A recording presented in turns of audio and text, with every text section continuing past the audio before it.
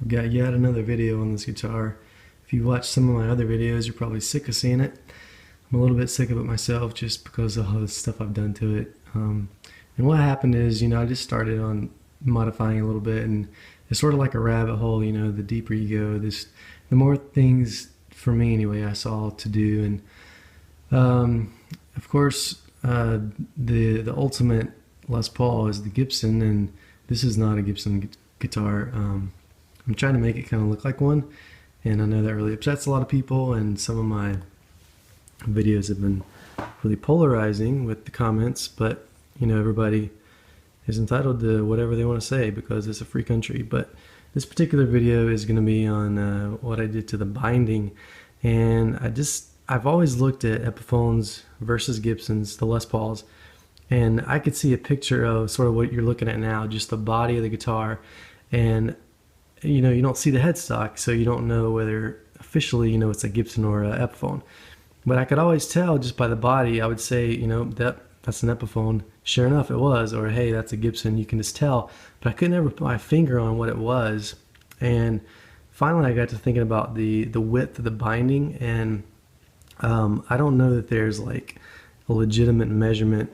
I mean, I know that there's a specific thickness that the Gibson guitars that is used on the Gibson guitars, and I think it's like 0.09 or something, close to 1/8 of an inch. But anyway, the way that, as I understand it, the way that the Gibson Les Pauls sort of reveal the binding versus the Epiphones is different. And what I'm talking about is with the Epiphones, and I've already done the work to this, so I can't really show you what it used to be like, but the Epiphones on the edges, they're sort of rounded, so where it would seem that the people in the factory sort of sand down the edge, and so it's not sharp, or it's not, I mean, on the Gibsons it's not sharp either, but on the Gibsons it's more pronounced, and so it's almost like there's a ledge here and there's a 90-degree, and that binding just kind of is there.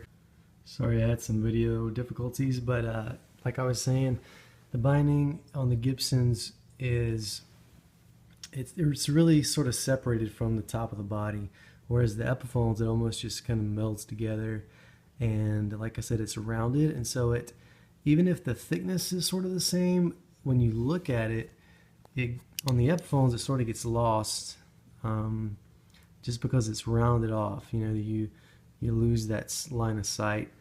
So I did a little bit of Googling and just reading about, and someone said, well, could you scrape the binding? And scraping the binding happens.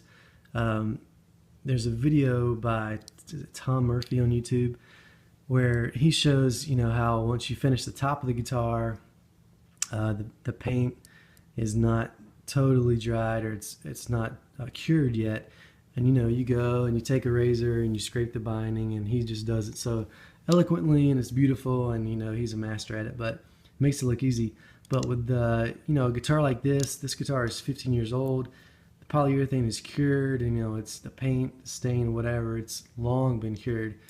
So everybody was saying that it's possible, but you're not going to need a clean edge, and it's do it at your own risk, basically. So I got brave. I was in the rabbit hole, and so I started scraping, and this is kind of what I ended up with. And it's not perfect like anything on this guitar, and I don't know if I can get it to focus. Let's see, I mean, from a distance, from 5 feet away, even 2 feet away, you can't tell at all. If you get close up, you can, and so what, in my opinion. And so the reason I'm showing you this is, you make up your mind, you do what you want. Maybe you want to do something like this.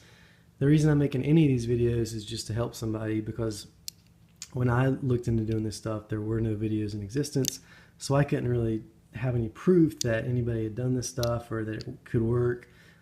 So anyway, I don't have any video of me actually scraping the binding, but what I did was take a razor blade edge like this, and I started off with just razors I had at my house, and then I ended up buying new ones because fresher is better, and it does work a little better.